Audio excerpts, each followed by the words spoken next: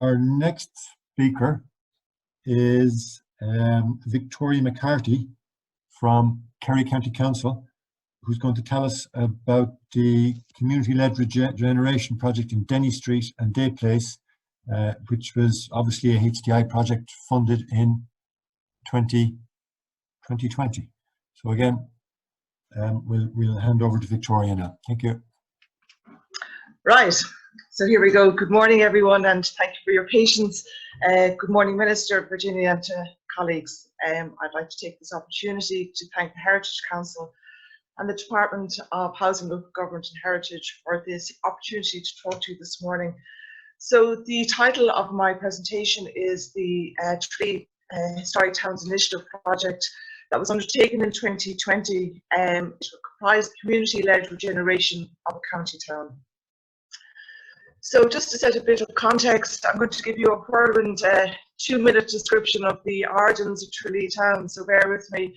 It was essentially a town that was founded in the 13th century. It was an Anglo-Norman town. The Earl of Desmond's stronghold castle was located in the heart of modern Tralee town, and it was a town of dual power between the Anglo-Norman Earls of Desmond and the Dominican order. So if you can see my cursor here on the right hand side, your top slide here on the right, the area of green is the location of the Tralee Castle. Tralee Castle was the stronghold of the Earls of Desmond up to about the 16th century, when the Denny family, an English family, were granted lands by Elizabeth during the plantation, at which time they promptly rode into Tralee town and burned the Irish out of it. And took over the castle. They resided in Tralee Castle for about 300 or 400 years, despite many attempts by the Irish to either burn them out or starve them out. They rebuilt the castle over and over and over again, up to about the early 1800s, at which point the picture on your bottom left is what the castle looked like when the Denny family finally left Tralee town for good and went back to England. So you can see here that the castle obviously had been changed over the time, and interestingly, we have found some archaeological evidence of the bawn wall of this castle, which is marked on the 19th century street plan here in yellow. So, as I mentioned, the Dominican order also shared power in Tralee. Their abbey, which is the conjectural image here on your left, was located in the area outlined in blue, with their abbey precinct outlined with a red line. So you can see that they coexisted peacefully for a few centuries side by side. The Tralee Historic Towns Initiative project concerned streets in this area. So we have the Denny Street here, which is located near the origins of the castle.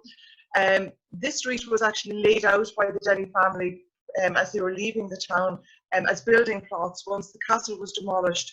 And the plots for Denny Street, about 33 or 34 sites, were actually built within the confines of this castle bawn wall. So it's very interesting because we can see some evidence of the bawn wall to the rear, some of the properties that remains in situ.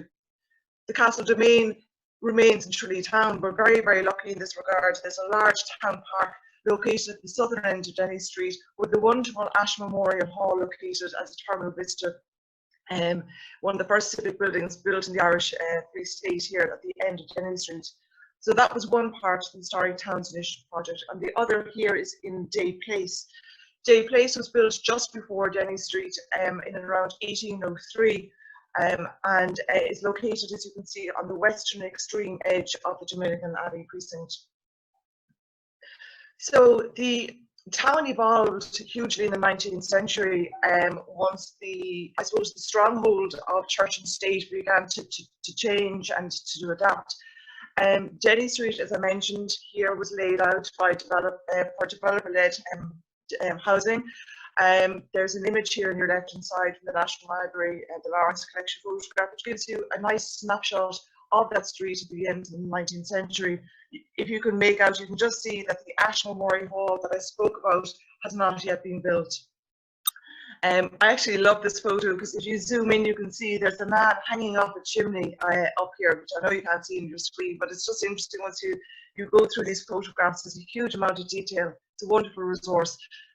Day Place then on the left hand side here was built, as I said, around 1803. The big river which ran through Tralee town used to run in front of the street all the way down towards Tralee to eventually end up in Tralee Bay.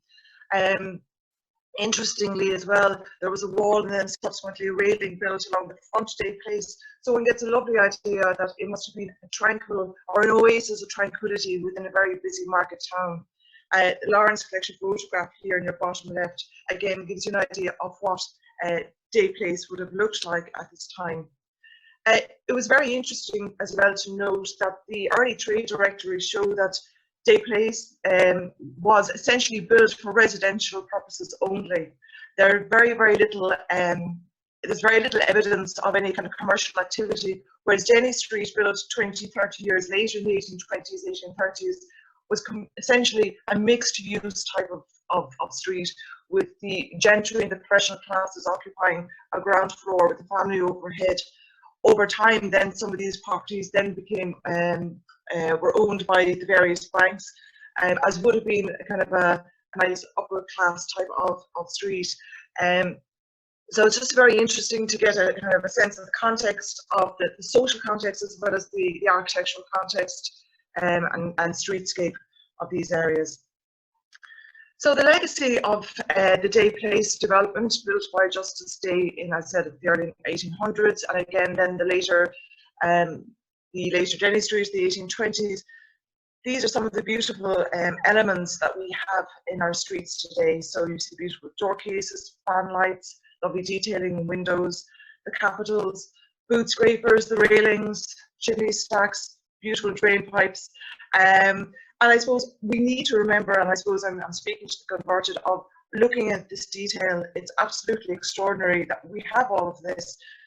When I go out to schools, I just ask the students just to get out of their phones and look up and look around, question what you see, look at the detailing that is still there 200 years after it was built by craftspeople.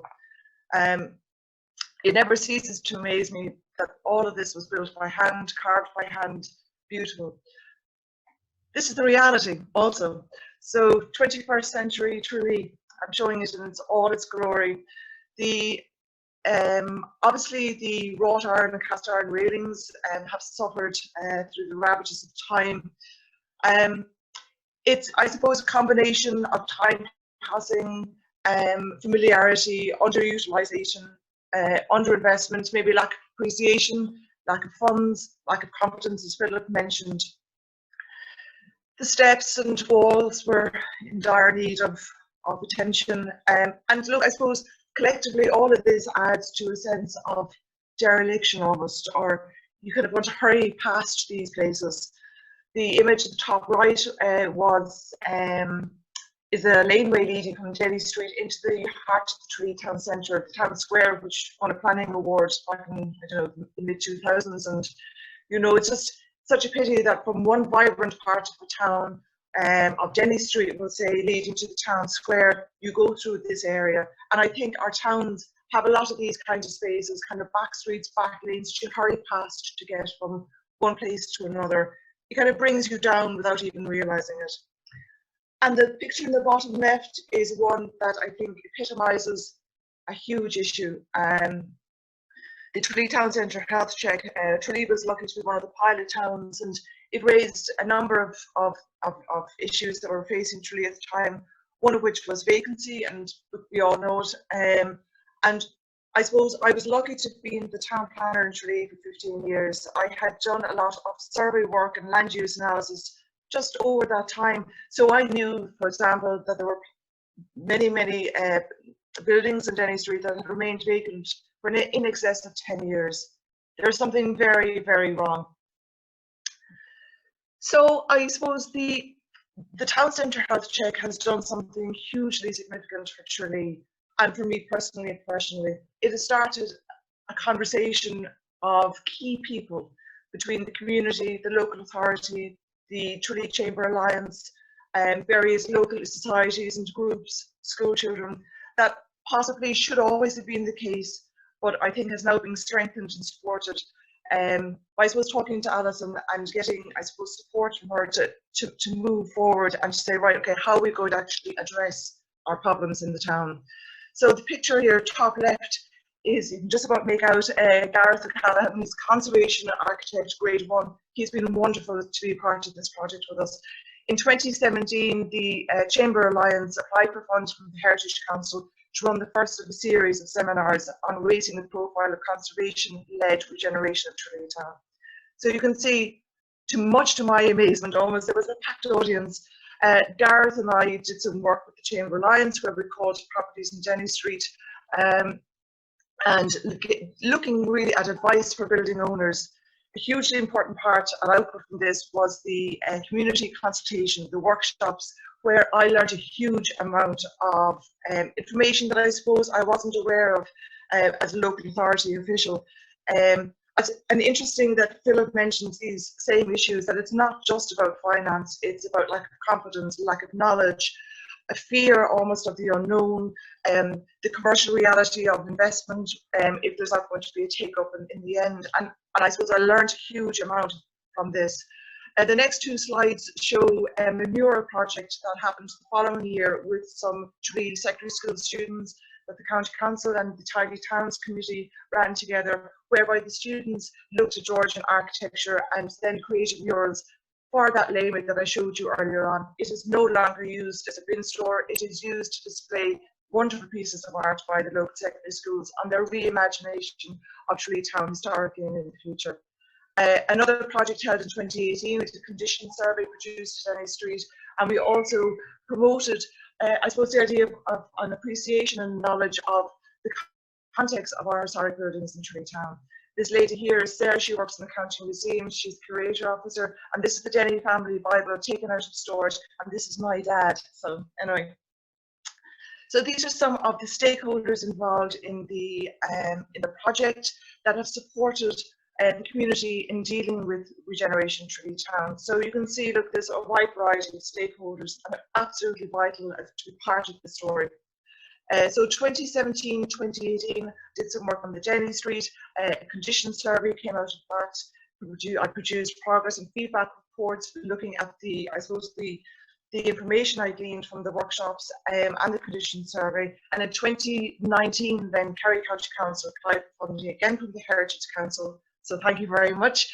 And we rolled this out to day place. So the whole idea of calling into each of the property owners, carrying out a condition survey, talking to them, making those critical connections.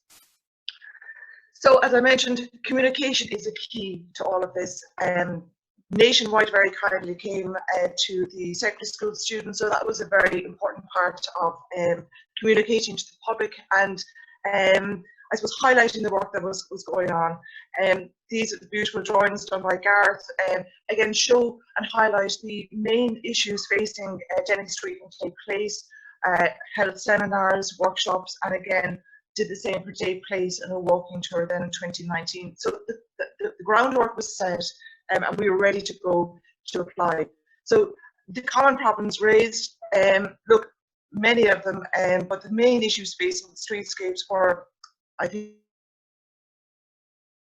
as I mentioned, underutilisation, poor street edge, look, just lack of care and attention over many, many years. And again, this is number 18 Denny Street. It's absolutely extraordinary inside of this building. Stucco work and detailing joinery is was wonderful to behold, and it's up for rent for a long period of time.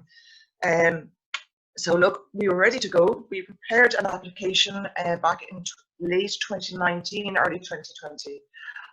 As part of that, I suppose, I attended a workshop in Dublin Trust on blacksmithing, got a feel of blacksmithing and its heritage in Tralee Town. This is a picture or an image of the blacksmith in Tralee Town Park. I never really noticed it before, but I used all of this kind of heritage to as part of the application. Kerry County Council funded a survey of the railings on Denny Street and Day Place with a costing. So that was all feeding into the application, and then prepared the application, looking at each element that the Heritage Council wanted us to address, and off we went. So we were allocated funding, absolutely wonderful. And you can just see here that I held a grants workshop to try and allocate the funding date the 9th of March 2020. So got it done just in time. Did a grant application for owners on Denny Street and Day Place. So basically advertised it, called to all the owners, spoke to them, said, look, this is what the terms and conditions are going to be. Day Place then subsequently called, so all 10 owners of the terrace came together to form a company to run the project. Now, even getting to that point of getting all 10 owners on board took a huge amount of, I suppose, negotiation, and it was wonderful that eventually they all came together. And then this guy hit, so everything got stopped. And then luckily started again. So we were under a bit of pressure from a time point of view. So I put in plenty of slides or photographs of this slide just to show you how chaotic things got very quickly. I became very concerned with the place called Tops in the UK that basically was a supplier of our wrought iron, and was very concerned about COVID numbers and what the UK was doing in terms of getting wrought iron out of the UK and over to the blacksmith to get the work done. But in fairness, all systems went ahead once we were able to get to site. So I suppose the detailing of the grant work was, I suppose, extraordinary. Image here is one of the joiners of okay, sorry, there were 3 projects. So we had railing work on number 12 Denny Street, was historic joinery number 17 Denny Street, and all of Day Place decided to do their railings, their plinth walls, and limestone steps and arches. So everything on the street edge of Day Place. So this is an image of the discussions I had with the joiner in his workshop, who was looking at the 17 Denny Street window regeneration project. These images here then are from the Day Place project. And I suppose, look, the whole issue with COVID as well, we couldn't get supplies. So getting limestone caps was becoming an issue because some of them had to be repaired. Luckily, there was a gravestone operator in Castle Island in Kerry who supplied some limestone. So the community basically helped row in and provide the materials for this project. This image here in the middle is discussions about various colours of powders for some of the repair work to the stone. So no, if you excuse the pun, no stone was unturned. We also learned along the way, I suppose the whole issue of skills and craft has something that's been in my mind for a long time. Nikki Matthews has spoken to me about this part of projects, and I think it's a very important element that we should really be incorporating. It's pointless running these projects if we don't have the ability to repeat them, or if we don't have the ability to use the skills that we've learned. So look, plenty of discussion on site, a few fights as well. We discovered as well that when the men went in to start taking out the limestone steps to relay them, that many of the arches were suffering from lack of consolidation. You know, the joints were being washed out, and it became a bit of a bigger job. I love this picture here at the top left. This is the plasterer who informed me that he found using a dosing gun that you use for cattle was one of the best ways of applying his repairs. So, you know, we learned together, and it's been a very, very positive part of the project. So other interruptions, not only had we COVID and essential services travel letter, and I'm trying to convince my director that no, getting to site is crucial. We had a fire in number 17 Denny Street. I was so gutted when this happened. I remember calling to the owner the following morning. She was standing in the first floor of the building, just distraught and looking at damage. Now, luckily, the fire was contained to one room at first floor level and one room above.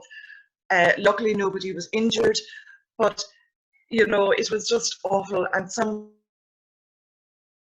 of the windows that had been already conserved were now completely beyond repair. So that was one issue. And again, just dealing with the human side and human story behind all of this. And the picture in the bottom left is an interesting image considering the climate change issue, because number 6 Day Place was flooded up to just underneath the meter at basement level in the middle of it. And again, you know, dealing with the human side of the human story behind all of this, and trying to just pull people through, motivate, keep positive, saying we'll get there, and meanwhile the clock is ticking. So I suppose it's hard to cater for all of this, but challenge is good. So a few highlights were learning about the archway in along Day Place and how those were built. Stonemason and I had some very animated conversations. Seeing the passage of time as well. I love this image. This is just a leaf from autumn time as the project was coming to an end and fossils coming out from the steps. The blacksmith and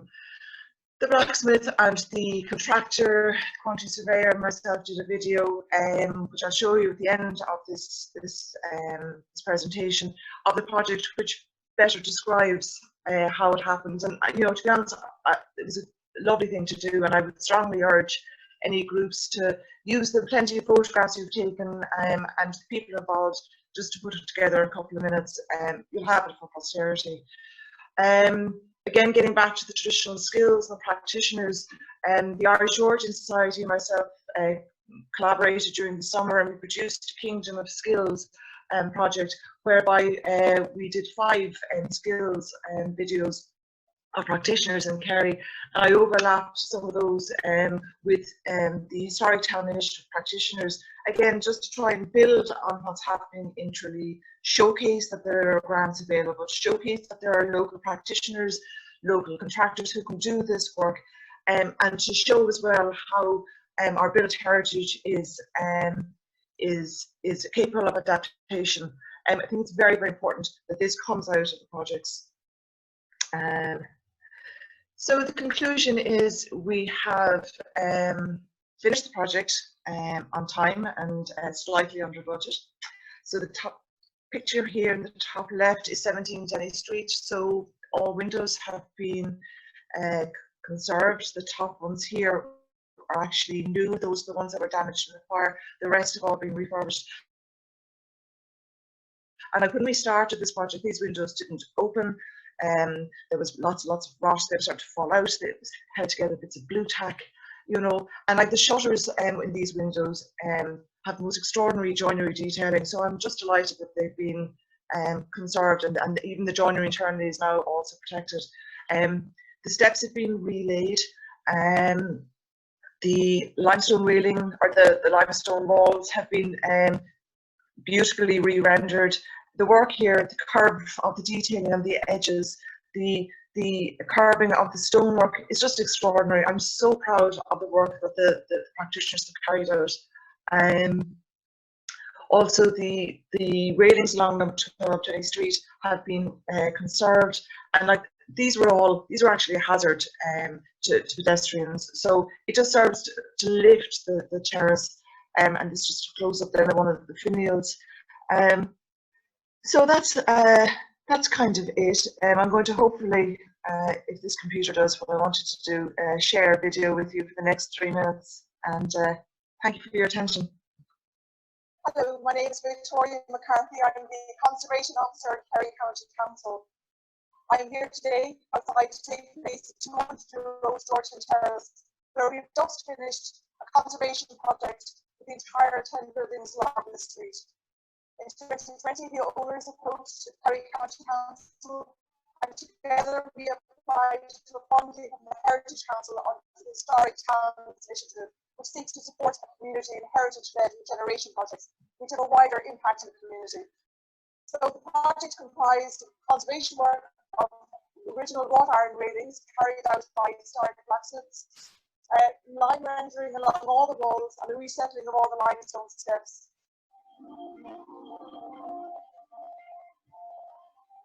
Hi, my name is Niall Healy. We were the quantity surveyors and project managers on this project, which was the restoration works along Day Place, numbers 1 to 10 Day Place. It involved the restoration of the railings, the steps, all the plinth walls, and plaster work for the entire street. The project started in January and was completed last week.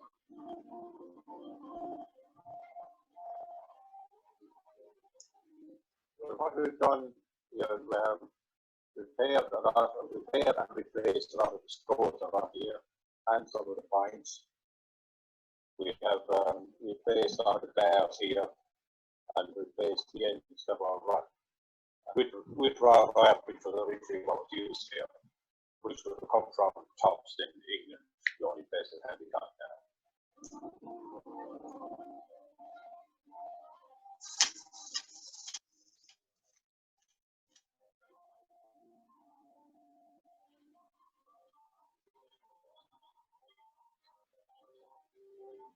I'm Dermot Denny from the main contractor, O'Shea and Sons, who have coordinated all the work here.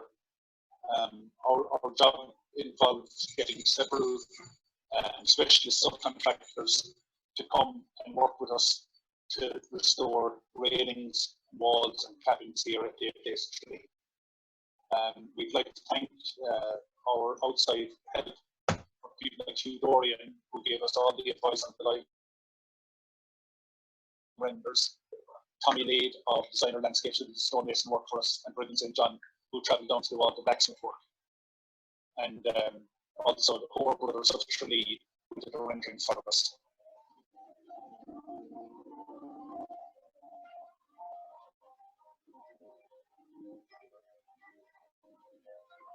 I'm delighted that the project is extremely positive, and the owners together collaborated so well with the Kerry County Council, and I am thrilled that the project is now being completed despite a global pandemic and a flood in the middle of it. So thank you.